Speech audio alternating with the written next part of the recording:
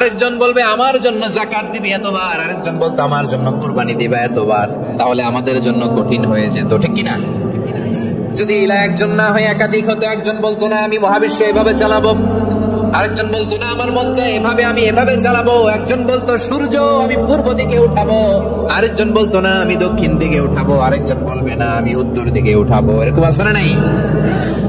ঝামেলা লেগে যেত। এজন্য বেশি রব হইলে আমাদের জন্য ঝামেলা, খোদা বেশি হইলে আমাদের লস। একজন হওয়াতে আমরা বেঁচে গেছি। বড়ুয়াখালীবাসী আওয়াজ করে না, কথা বলে না। রব খোদা একজন হওয়াতে আমাদের সুবিধা হয়েছে না।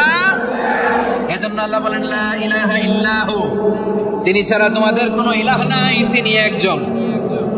লা ইলাহা ইল্লাহু আলিমুল গায়বি ওয়াশ শাহাদা, তিনি প্রকাশেরও মালিক অপ্রকাশেরও মালিক। তিনি যেটা ওপেন এটাও জানেন, যেটা গোপন সিক্রেট ওইটাও জানেন।